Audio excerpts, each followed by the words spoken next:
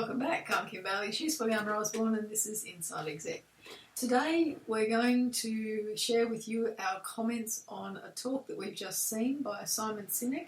It was called "If You Don't Understand People, You Don't Understand Business." It's about 4 years old and available on YouTube. And I do recommend that after you've heard us talking about it, you go and have a look and listen to it, because there's some really valuable ideas included in the talk. We're just going to cover some of the ones that resonated with us. First thing that I am interested in exploring is that he talks about you don't have to try and improve the things you can't do.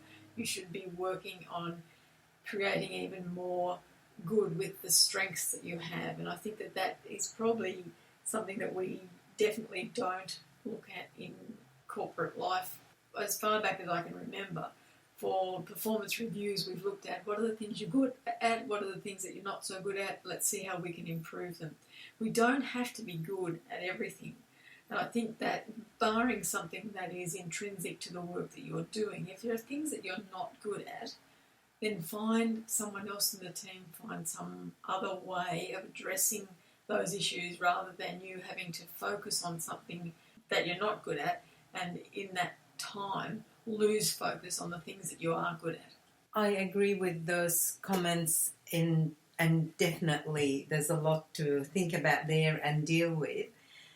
What I liked is when he focused on not being eye-centric. He's focused on how an organisation can attract and retain the right people, at the same time focused on the individual choosing the right organisation for themselves to work in, but more importantly, how to be happy and satisfied at work. Being happy and satisfied at work is not about the money you earn, it's not about the benefits you get, as he said. It's about being satisfied. And satisfaction is not just about the usual stuff, career path, etc. It's a bit about being proud to work for the organisation because it represents the same cultural values like yourself. It's about going to work every day to help other people make a success of whatever they're doing for no other reason other than to help them and not expecting anything in return. I think to me that stood out. He talked a lot about trust. He said if you can't trust an organisation, you can't give your all to it. And how do you then determine or build that trust in an organisation? And the examples he used are quite entertaining, but it's about recognising a symbol. So one of the ones that's recurring is about Harley-Davidson. So Harley-Davidson have a logo, but when you see that logo, you understand and you know that everything that they do and every way that they portray themselves is a set of values that has been given out to the community. There are other examples he uses where the community or the world at large are not clear about what the organisation stands for. It's not giving out the right clear message about what their standards are, what their cultural values are, what their goals are, and so you don't trust them as much, or you lose trust in them because of that.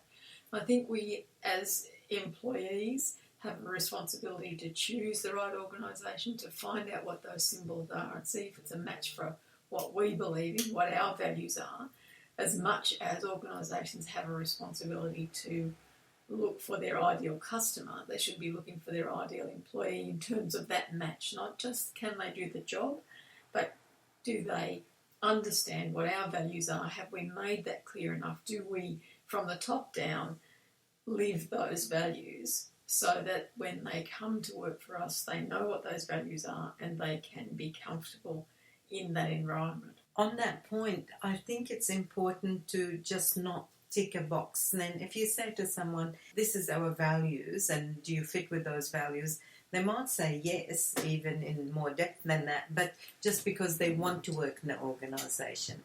And then you wonder why after working and there is a disconnect between that employee and the organisation and commitment. So if you're looking for a job, I think it's important not to be in love with the idea of working for a certain company and say, I like the idea because it sounds good, it looks good on the CV, they pay well, etc., etc.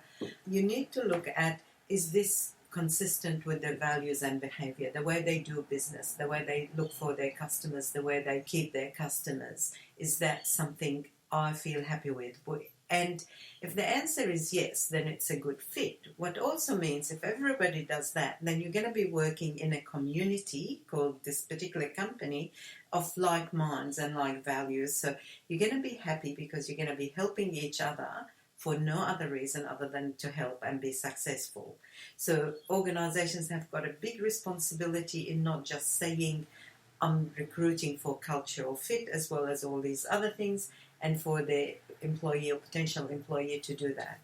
Similarly, if you are in a place that you honestly thought you made the right choice and didn't, you have to think about that and then learn from it and find the right organisation and the right fit so you can be happy. Because it comes down to incongruous behaviour. If you're in an organisation where the match is not right, then you're going to have to do things that will throw you out of kilter because you've got to match who's paying the bills, rather than be in an organisation where you are comfortable that whatever you do will be appreciated, will be recognised, will add to the synergy of the group you're working with. Now, we've all worked in teams where, or we've all had teams created within which we've worked, where there was someone who wasn't just quite right, very good at their job often, very technically proficient at whatever it was that they had to do.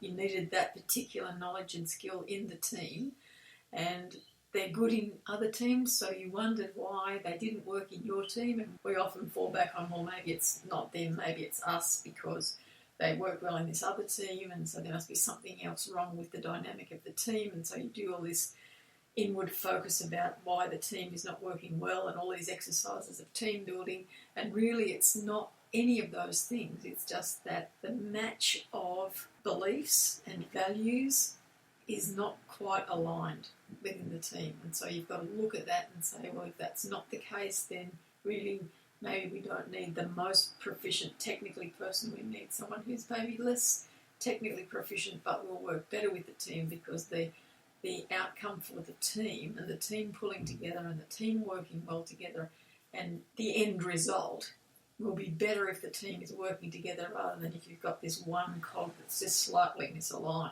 even though there's still going to be output. And if you look at that team mix, you would change them to meet the customer needs. So if you have a cultural fit across everyone in the organisation and you're attracting the same customers, it will be easy to match employees to clients or customers and vice versa.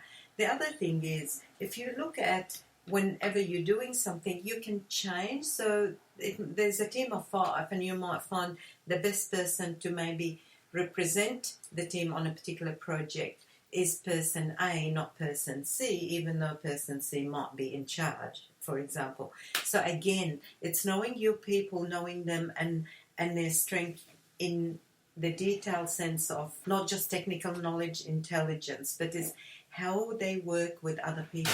And this is what this is about. It's about people working with each other, not sending the best email and thinking, oh, that does it, I covered everything, it's detailed, it's accurate, it's factual, it's within our culture, it's politically correct, blah, blah, blah.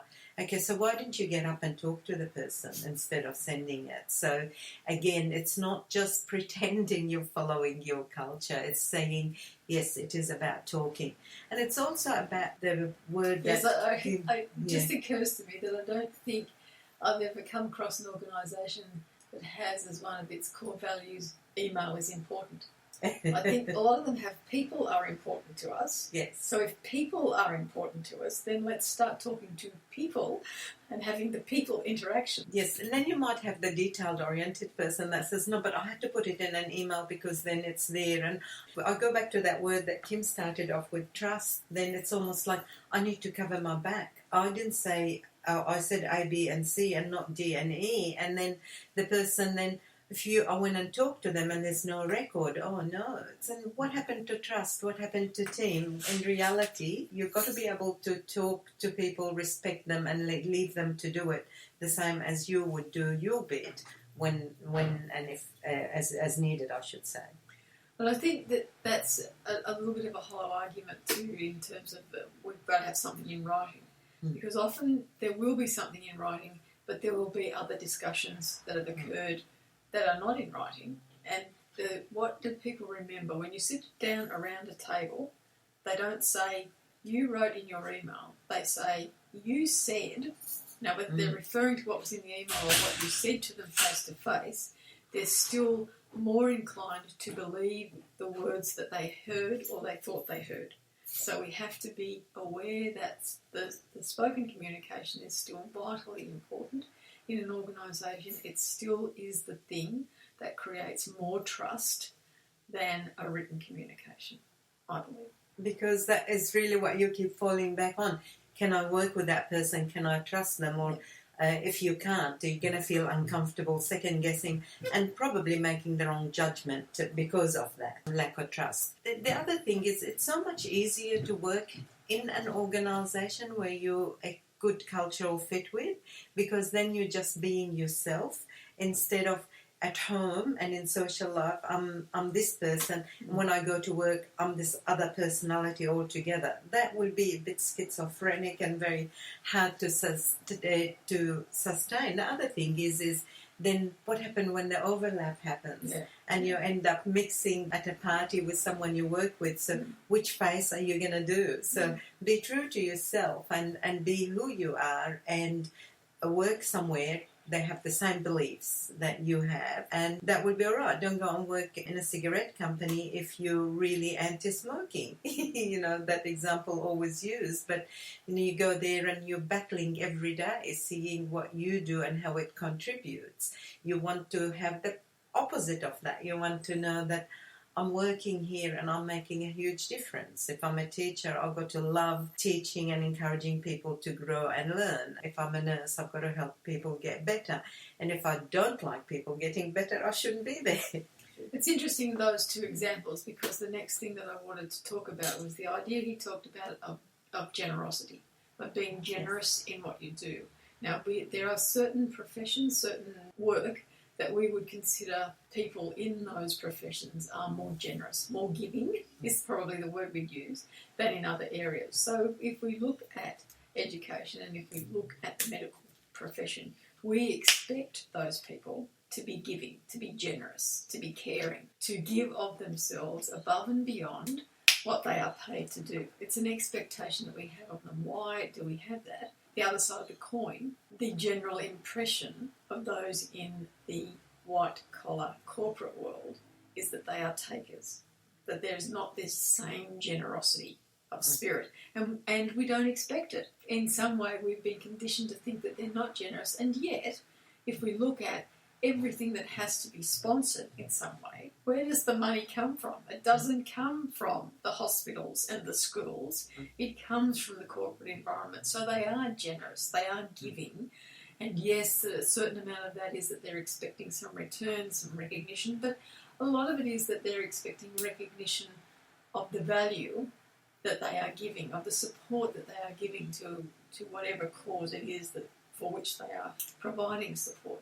So we have this confusion of looking at where we put our trust, where we think generosity lies. And if we bring it back down to a very individual level and just worry about ourselves, worry about how generous are we in terms of what we do in a work situation, I'm not talking financially, but just in what we do in a work situation. Are we generous of spirit?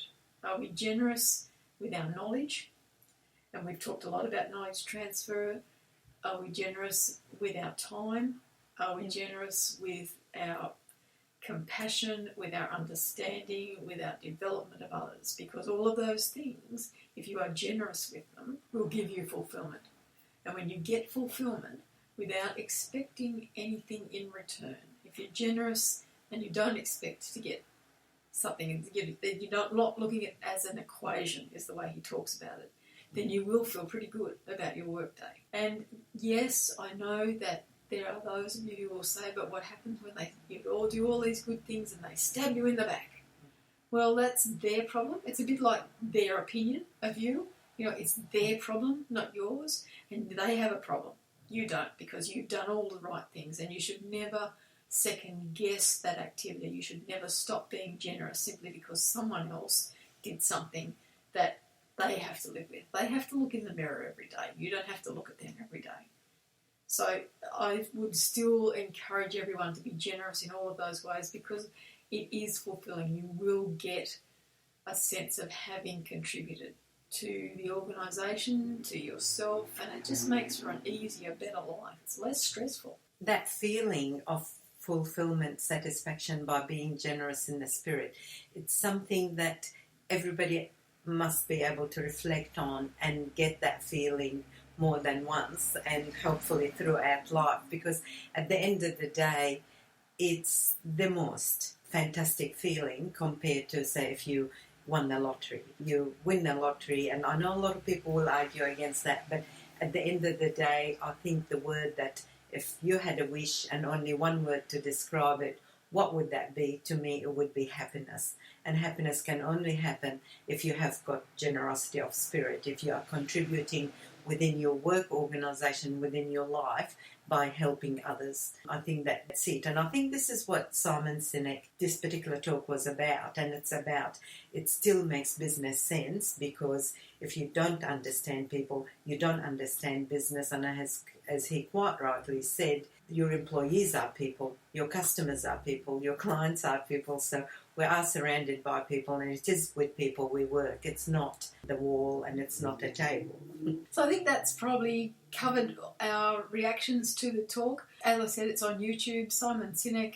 That particular one is called If You Don't Understand People, You Don't Understand Business. There are quite a number of them. I think he's actually got his own channel. Be interested to hear what you feel after you've had a listen and a look at what he's got to say. You can always email us. For now, I'm Kim Bailey, she's Fulyana Osborne, and this is Inside Exec.